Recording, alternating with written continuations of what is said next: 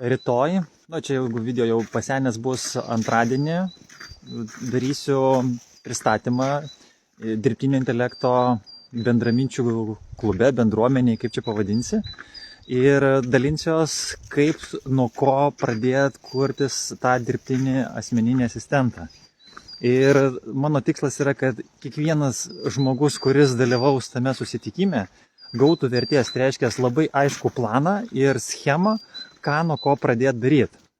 Aišku, bus ir mano jau asmeninių naujų pasiūlymų, bus naujienų labai fainų, bet dabar tikslas yra toks, kad tam, kur aš kankinausi ir atrodo, tos informacijos belekiek aplinkui, bet kaip, nuo ko pradėti, ką kur spaust, ką kur įdiegt, čia buvo sunkioji dalis ir po to, kai jau užsikūrė machina, aišku, aš tam skyriau praktiškai 2 mėnesius, tai ten, jeigu taip normalaus žmogaus tempais, galbūt tai pusę metų užtruktų iki to, ką dabar pasijau, gal netgi daugiau, o dabar, kai tas intelekto tie įrankiai jie vystosi, tai tas laikas vėlgi ir greitėja ir vėlgi tas pasimetimas yra. Aš matau pasimetimą, dar iki šiol yra dalykų, kuriuo aš nežinau ir jos mokinuosi, dėl to esu toj bendruomeniai, nemokamai bendruomeniai, kur yra prikurta Messenger grupių pagal temas. Ir, kaimynas sveikinas. Ir tikslas mano buvimas toje bendruomenėje minimum dalintis tai, ką žinau, turiu. Ir maksimum, kad išgirsti iš kitų, nes pavyzdžiui, antradieniais vyksta tokios bendrinės pasidalinimai narių, žmonių, kurie yra toj grupiai. Ir tuose pasidalinimuose galima išvelgti, ką jie kaip darė, kodėl. Tai nėra ten kažkokie kviestiniai super duper speakeriai, greičiausiai kol kas. Bet vėlgi, kadangi grupė nemokama, tai ten nėra mokama už tuos speakerius, bendruomenės nariai pasidalina, kas ką daro. Aišku, tai malonu, kad ir dėmesys yra labai malonu, kad ir aš turėsiu progą prisistatyti. O iš kitos pusės, pavyzdžiui, penktadieniniai vyksta zoominiai susitikimai, tai grinai automatizacijos tema. Ten Martynas, ten ir kiti žmonės, kurie prisijungia, tai ten visą galvą lenkiu žemai jiem, kad jie daro tą dalyką, tiesiog prisijungia, pasidalina. Kitą kartą nuskamba frazė. Pavyzdžiui, ten man reikėjo transkripcijai įrankio ir, pavyzdžiui, dabar aš naudojuosi, kuris ten yra lėtas, labai patogus, bet mano reikmėm okei. Bet jeigu, pavyzdžiui, sugalvosiu pasidaryti įrankį, kuris, pavyzdžiui, bendrautų su žmogum virtualiai telefonu, ir kad reikėtų, tai turi būti greitai, nes jeigu uždavai klausimą, turi atsakyti balsu.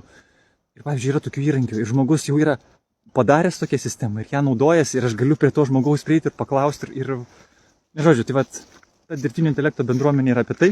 Tai jeigu bus įdomu, kaip išnaudoti savo versle, veiklose tą asistentą, vadinkim, bet tas asistentas irgi įsivaizduoja taip, pavyzdžiui, dabar aš jau susikūriau, ne tai, kad kuriuosi, įrankį, kuris kūrė tuos promptus video generavimui. Bet jį besidarant aš supratau, kad man nebeužtenka to, ko aš pasidariau toliau, kad jis man sukurtų apskritai video, pavyzdžiui, kaip agentūros, net agentūros, kaip tokio video producerio įrankį, kuris numato, kaip, kokį scenarijų, kokį skriptą, paskui, kad iš to gimtų promptai video generavimui. Pavyzdžiui, dabar mes paskutinės savaitę laiko ypatingai aktyviai dirbam su video generavimais, mes komanda jau, Mainstream Pro. Ir pastebėjom, kad toks dalykas yra, kad, pavyzdžiui, promptą tą patį kartą panaudojus, jisai robotukui jie jau blūdija, nebe tai padaro. Paskui pastebėjom, kad jeigu prompte yra kažkokios trūkumai, pavyzdžiui, netgi rezoliucijos, vėl ekraniukė kažkokias nesąmonės rodo ir tai užtruko labai daug laiko. Ir, pavyzdžiui, mano mintis dabar buvo tokia susikurti įrankį, o kad jį susikurti, reikia vėlgi turėti kažkokį įrankį, kuris tą įrankį kurtų.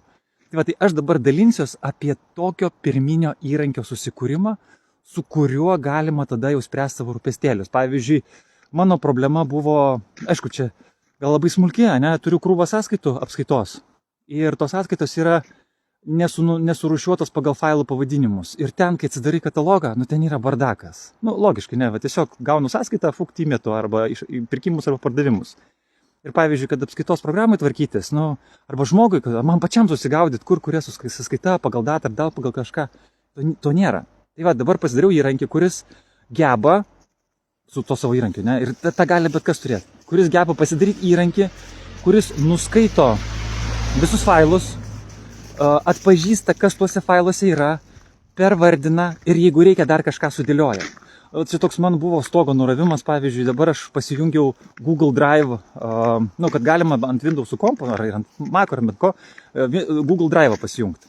Google Drive, kai pasijungi, reiškia, gali prieiti prie to Google debesies, ne, ir turėti virtualų diską kompę. Pavyzdžiui, aš turiu ten diską, ten kažkokia raidė užvadinta, taip kaip C, kaip D, ten yra Google disko drive'as. Bet aš, pavyzdžiui, turiu 3 Google disko drive'us, paskiras. Ir, aš jas prisidėjau, Google'as leidžia iki 4 paskirų prisidėti per savo programėlę, bet raidės tų diskų, jos yra kažkokios random, o man reikia labai konkrečių. Tai mano įrankis sugebėjo tas raidės Windows kažkokius nustatymus padarė per kokias gal 5 minutės, gal ne 5, gal 15, sutvarkė, kad tas raidės pakeist. Tai reiškia, tas įrankis geba jau nebe tik, kad kažką ten programuoti, gali šalies atrodyti, kad sudėtinga, bet jisai geba, pavyzdžiui, tiesiog valdyti viso kompiuterio procesus ir tiesiog tai reikia pasakyti, žiūrėk, aš noriu, kad Google Drive diskai būtų tai paskyrai tokia raidė, tai paskyrai tokia. Ir jis automatiškai padaro. Tai čia reikėtų įsivaizduoti kaip džino Aladino lempa. Tai ką aš mokinsiu ir noriu pasidalinti, kas yra labai didelis proveržis produktyvumui, tai tokią Aladino lempą pasidaryti, kuri pildytų norus, belieka tik sugalvoti, kokį procesą aš noriu pasitobulinti. Kadangi mano tikslas 97% marketingo automatizacijų pasidaryti. Ir pavyzdžiui, chatbotą ir ten tinklalapio filtravimus, kad atnaujinti apskritai tinklalapio, aš turiu ten 11 jau turbūt. Ir viską ten suvaldyti, informaciją sudėti, surinkti informaciją, žiauriai sudėtinga belekai, ir aš to daug metų nedarydavau, nes tai yra, man kaip vienam per sudėtinga, o samdyti žmonės yra, tiesiog per brangu. Tai dabar su tokia machina, kuriuosi įrankius, kurie po truputį talpins, po truputį koreguos, po truputį programuos. Tai apie ką yra AI-jaus tikrasis asistentas. Ir kiek man yra tekę matyti, kas pardavinėja tas paslaugas, aš nelabai suprasdavau, kaip padaryti. Arba, pavyzdžiui, kaip ir duodavo gairės, bet vis tiek atrodo per sudėtinga, kažkokie progresai. O pasirodo, viskas yra labai paprasta. Tiesiog reikia žinoti, ką, kur paspaust, kokia seka ir kodėl. Tai aš to galiu pasidalinti. Tai minimum kaip lektorius, jau suprantu, kad aš turiu ir gebėjimus ir galiu tą daryti. Tai jeigu yra bendruomenės, kuriom yra poreikis, kad paaiškintų ir galiu realiai parodyti, nes nesu kažkoks praktikas, tas teoretikas, kuris ten pasiklausė seminarų ir galiu perpasakoti, realiai aš tą pasidariau savo, be jokių kažkokių tais mokslų, tai reiškia visiškai praktiškai per savo kailį ir geriau suprantu ir galiu paaiškinti, kodėl dariau taip, o ne kitaip ir verta dėl to pakartot. Linkiu klestėt, Darius iš Mainstream Pro. O beje, kai reiks gero čiužinį ir gerą video, jau žinai, kur rasti. Kaip fainiai. Jau rašo man, smagu. Gerai. Kad išsijungtų, jam telefonas mano bablūdino.